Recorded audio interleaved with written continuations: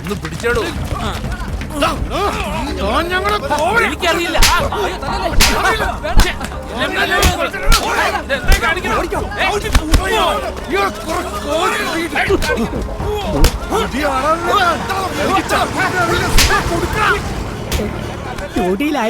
എന്താടാ? അല്ല, അടി ആസ്വദിക്കണ കണ്ട് ചോദിച്ചാ വലിച്ചൂരടാവന്റെ അടുത്തേക്കായി എമ്മാടത്തരം കാണിക്കണ, അടിച്ചോടിക്കണ.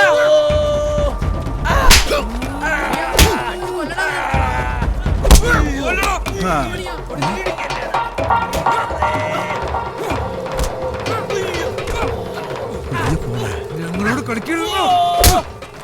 ഇരിക്കട്ടെ, എടുത്തോ. എസ്ഐയുടെ ഫോണാ, എനിക്കിഷ്ടല്ല. എന്തു വില ഉണ്ട്? 50,000 രൂപ. അതെ, നോക്കിട്ട് ഇങ്ങോട്ട് തന്നെ. പുതിയതാ, മേടിച്ചിട്ട് അതെയാ.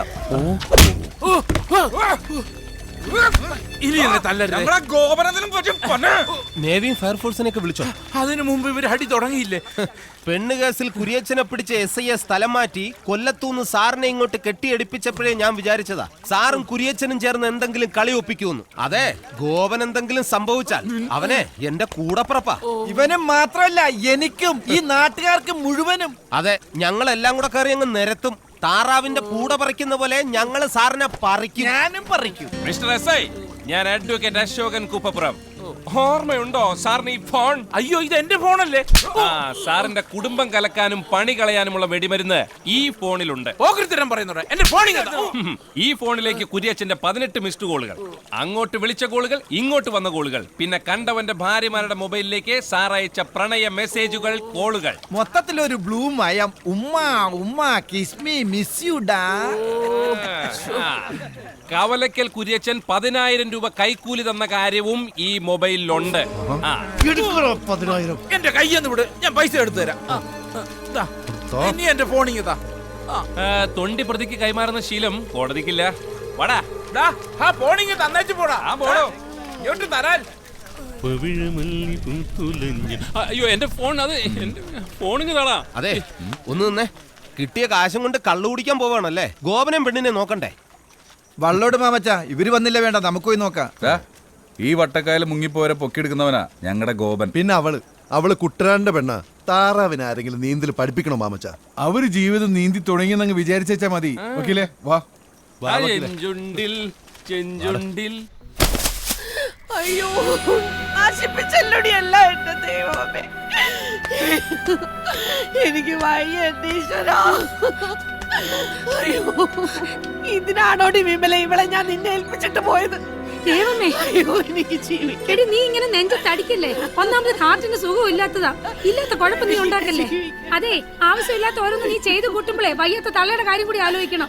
ദൈവമേ, നീ ഇങ്ങനെ കരയല്ലേ?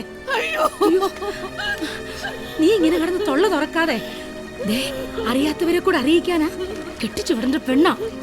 ഇനി കരയിൽ അറിയാത്തവരായിട്ട് ആരടി ഉള്ളത്? തലയെ വെച്ച പേന എനിക്ക് താഴെ വെച്ച ഉറുമ്പരിക്കുന്നത് വെച്ച് വളർത്തിയല്ലേ ഞാൻ ഈ ഭൂദേവിയെ. അയ്യോ എന്റെ ദൈവമേ, ഇനി നീ മിണ്ടി പോവരുത്. എന്തായാലും നീ ചെയ്തത് ശരിയായില്ല. നിന്റെ അപ്പൻ ചത്ത് കാലം എത്രയായിട്ടും നാട്ടുകാരെ കൊണ്ടൊരു മോശം വാക്ക് പറയിച്ചിട്ടില്ല ഇവള്. ഇപ്പോഴും അമ്പലപ്പറമ്പ് നിറങ്ങി നാടകം കളിച്ചിട്ട് വരുവാ നിന്നെ വളർത്താൻ. വന്നു കേറുമ്പോ ഇങ്ങനൊക്കെ കേട്ടാലേ ആർക്കായാലും ദണ്ണം വരും. പറഞ്ഞു കൊടുക്കണേ അങ്ങോട്ട്. ഈ ഭൂദേവിയുടെ തലയ്ക്കകത്ത് മുഴുവൻ ചെളിയാ. കഴിഞ്ഞത് കഴിഞ്ഞു. ഇനി അവനുമായിട്ട് ഒരു ബന്ധം ഉണ്ടാകില്ല. നീ എങ്ങനെയെന്ന് പറഞ്ഞേക്ക്.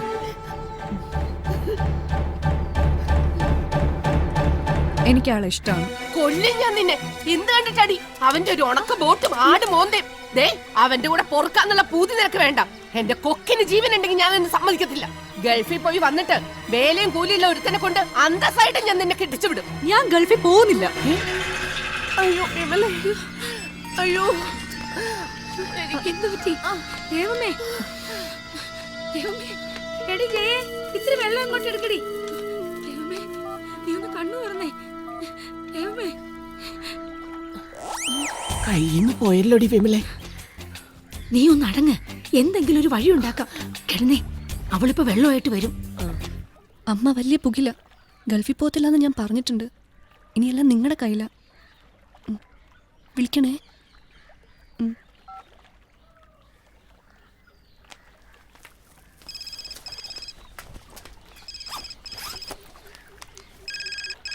മാമച്ചനാ. ആ എണ്ണം കെട്ടവൻ ഒക്കത്തിന് കാരണം.